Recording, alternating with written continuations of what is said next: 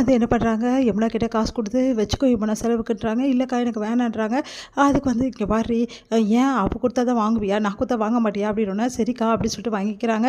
சரி ரெடியாக இருக்காங்க போகலாம் அப்படின்னு சொல்லிட்டு எல்லோரும் கிளம்புறாங்க. அப்போ கரெக்டாக வந்து பார்க்குறாரு நம்ம நிவின் வந்து யமுனா நிறைய நகையெல்லாம் போட்டுட்ருக்காங்க. அதை பார்த்துட்டு வந்து எதுக்கு இந்த நகையெல்லாம் போட்டிருக்க அப்படின்னு சொல்லிட்டு கேட்குறாரு.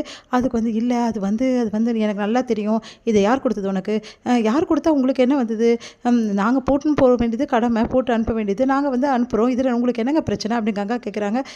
நீங்கள் அமைதியாக இருங்க, நான் சொல்கிறத மட்டும் கேளுங்க, சொல்லு இது யாரோட நகை அப்படின்னோடனே இல்லை இதுதான் காவேரி அக்கா தான் எனக்கு கொடுத்தா, இது காவேரியோட நகையா அப்படி சொல்லிட்டு கேட்குறாரு. ஆமாம் அப்படி சொன்னோன்னே அவன் நகை இதுக்கு நீ போட்டுன்னு வர, இதில் என்ன மாப்பிள்ளை இருக்குது, யார் நகை நான் அக்கா தங்கச்சிங்கன்னா அப்படி தான் ஒருத்தர் கொடுக்கல் வாங்கல் வச்சுப்போம், இதில் தப்பே கிடையாது அப்படி சொல்லிட்டு சொல்கிறாங்க. உடனே வந்து இங்கே பாருங்கள் அதெல்லாம் எனக்கு தெரியாது, அந்த காவேரிக்கு யார் கொடுத்தது அந்த நகையை அப்படி சொல்லிட்டு கேட்டோன்னா அது வந்து அப்படி சொல்லிட்டு வீட்டில் எவ்வளோ யோசனை, நீங்கள் யாரும் கொடுக்கல அப்படின்னோடனே ஆமாம் அது அவன் புருஷன் வாங்கி கொடுத்தது அவளுக்கு, கரெக்டு தானே, விஜய் தானே வாங்கி கொடுத்தாரு அந்த நகையை, ஆமாம் அப்படின்னோடனே கழுட்டு முதல்ல அந்த நகையை அப்படின்னோடனே யமுனா யோசிக்கிறாங்க. கழுட்டு பொரிய பெரியார் கத்துறாரு. உன்னையும் சரி நான் கழட்டிட்டேன், என்ன தான் நினச்சிட்டு இருக்கீங்க நீ வீண் உங்கள் மனசில் என்ன வேணாலும் பண்ணிட்டு இருக்கீங்க நீங்கள் அப்படி சொல்லிட்டு காவேரி கேட்குறாங்க. நீ அமைதியாக இருக்கியா, நான் அவகிட்ட தானே பேசிகிட்டு இருக்கேன் உங்ககிட்ட பேசலல்ல அப்படின்றாரு. அதுக்கிட்ட அப்படியே வந்து முறைக்கிறாங்க நம்ம காவேரி. கழுட்டு பொரிய பெரிய வேணாம் நிவின் சொன்னால் கேளுங்க, என் தங்கச்சிக்கு நாங்கள் தரோம், உங்களுக்கு என்ன பிரச்சனை இதில் அப்படின்னோடனே உங்கள் வீட்டில் போகும்போது உங்கள் அம்மா எப்படி வந்து அவமானப்படுத்துவாங்க சொன்னால் கேளுங்கன்னொன்னே அதை நான் பார்த்துக்கிறேன், உன் வேலை என்னமோ நீ பாரு அப்படின்னு காவேரி சொல்கிறாரு. காவேரி வந்து எவ்வளோ சொல்லி பார்க்குறாங்க கேட்க மாட்டேங்கிறாங்க. அங்கே இருக்கிறவங்களாம் எவ்வளோ சொல்லி பார்க்குறாங்க, அதையும் நிவின் கேட்க மாட்டேன். இப்போ கழட்டினா நீ என் கூட வரலாம், அப்படி இல்லைன்னா இந்த வீட்லேயே நீ இருந்துக்கோ, நான் மட்டும் போகிறேன் அப்படின்றாரு.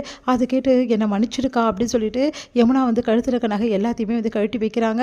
அதை பார்த்துட்டு வந்து எல்லாருமே மனசு கஷ்டப்படுறாங்க. ஏன் இந்த நிவின் இப்படி நடந்துக்கிறாரு அப்படின்னு சொல்லிட்டு காவேரி மனசு கஷ்டப்பட்டு ஏன் இப்படிலாம் பண்ணுறீங்க அப்படின்னோன்னா அப்படி தான் பண்ணுவேன் வா அப்படி சொல்லிட்டு கூட்டின்னு போகிறாரு. இப்போது நீ வரலாம் தாராளமாக அப்படின்னோன்னே எல்லாருமே அதிர்ச்சியாகிறாங்க. ஏன் இப்படிலாம் பண்ணுறீங்க அப்படின்னு சொல்லிட்டு கேட்குறாங்க. அப்படி தாங்க பண்ணுவேன், அது விஜய் வாங்கி கொடுத்த நகை, அதனால் நாங்கள் வந்து அந்த நகையில் கை வைக்க முடியாது, அந்த நகை எங்களுக்கு சொந்தம் கிடையாது, அவர்கிட்ட எடுத்து போய் கொடுத்துருங்க அப்படின்னு சொல்லிட்டு வராரு. விஜய் வந்து நிற்கிறாரு.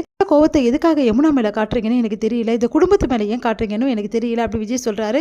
விஜய் பார்த்துட்டு இங்கே பாருங்கள் எனக்கு யார் மேலே எந்த கோவமும் கிடையாது, ஆனால் நீங்கள் உங்கள் நகை எனக்கு தேவையில்லை, நான் ஒன்றும் அந்த அளவு வக்கெடுத்து போய் இல்லை புரியுதா, எனக்கும் எல்லாமே பண்ண தெரியும், அதனால் தேவையில்லை அதெல்லாம் பண்ணாதீங்க, உங்கள் பொண்டாட்டி நகையை நீங்கள் வாங்கிட்டு போங்க, தேவையில்லாமல் பிரச்சனை பண்ணியிருந்தீங்க அப்புறம் நல்லா இருக்காது அப்படின்னோடனே எல்லாருமே அப்படியே பார்த்துட்டே இருக்காங்க. நீ வா யமுனா போகலாம் அப்படி சொல்லிட்டு கூப்பிட்றாரு. யமுனாவும் சாரி என்னை மன்னிச்சிடுங்க மாமா, அக்கா என்னை மன்னிச்சிருக்கா அப்படின்னு சொல்லிட்டு கிளம்புறாங்க. இங்கே எல்லாரும் மனசு கஷ்டப்படுறாங்க, ஏன் இப்படிலாம் பண்ணுறாரு இந்த நிவின் அப்படின்னு சொல்லிட்டு நிவின் வந்து பார்த்து முறைச்சிட்டு இருக்காரு. வா போகலாம் அவன் கிளம்பணும் அப்படின்னு சொல்லிட்டு கூட்டிகிட்டு போகிறாரு. இது எல்லாம் பார்த்துட்டு எல்லாருமே மனசு வருத்தப்பட்டு அழறாங்க. என்னடி இது, இந்த பையன் இப்படி பண்ணுறான் அப்படி சொல்லிட்டு பாட்டி எல்லாம் வருத்தப்படுறாங்க. சரி இதுவும் நல்லதுக்கு தான் பார்த்துக்கலாம் அப்படின்னு சொல்லிட்டு சாரதா சொல்கிறாங்க. இங்கே வந்து காவேரி அழுதுட்ருக்காங்க. உடனே வந்து என்ன காவேரி இந்த நகையில் நீ வீட்டுக்கு எடுத்துகிட்டு போ அப்படின்னு சொல்லிட்டு கங்கா வந்து அவங்கக்கிட்ட கொடுக்குறாங்க. அதை வாங்கின காவேரி வந்து மனசு கஷ்டப்படுறாங்க. ஏமா இப்படிலாம் பண்ணுறாரு அவர், இங்கே பாருடி இதுவும் நல்லதுக்கு தான்டி, உன் நகை உன்கிட்ட இருக்கிறது தான் நல்லது, நானே உன் மனசு கஷ்டப்பட்டு தான் அதை அமிச்சேன், அவரே திருப்பி கொடுத்துட்டாரு, சரி வீடு நிவின் வந்து நல்ல மனுஷன் தானே, அவரே பார்த்துப்பாரு எல்லாமே அப்படின்னு சொல்லிட்டு எல்லாரும் சொல்கிறாங்க. அதனால் வந்து காவேரி மனசு கஷ்டப்பட்டாங்க வந்து வராங்க. இங்கே வந்து விஜய் பார்த்துட்டு என்ன இவர் இப்படி இருக்காரு அப்படின்னோடனே அதாங்க எனக்கும் கஷ்டமாக இருக்குது, திருப்பி கொடுத்துட்டாங்க அப்படின்னோடனே சரி காவேரி நீ கவலைப்படாது, நீ நல்ல மனசு தான் எல்லாத்தையும் செஞ்ச, ஆனால் என்ன பண்ணுறது அவர் தான் புரிஞ்சுக்க மாட்டேங்கிறாரு, ஒரு நாள் கண்டிப்பாக புரிஞ்சுப்பாரு, நீ கவலைப்படாதுன்னு சொல்லிட்டு ஆறுதல் சொல்கிறாரு நம்ம விஜய் காவேரிக்கு.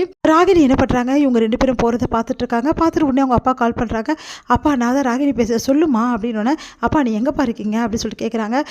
எங்கம்மா ஊரில் தாம்மா இருக்கேன், அப்பா நீங்கள் ஊர்லேயே இருங்க எக்காரன்னு கூட வராதிங்க, அங்கே நிவினும் வந்து யமுனாவும் அங்கே வராங்க, அந்த யமுனாவுக்கு ஏதாவது ஒன்று பண்ணுங்கப்பா, அப்போ தான் நல்லாயிருக்கும், அவள் அவமானப்பட்டு திருமணம்ப்பா, எனக்கு அப்போ தான் பணிமதி, அப்பா கிட்ட சொல்லிட்டலம்மா என் தங்கச்சியை வச்சு அந்த யமுனாவை என்ன பாடுபடுத்துகிற மட்டும் பாரு அப்படின்னு ஒன்று சந்தோஷமடைகிறாங்க.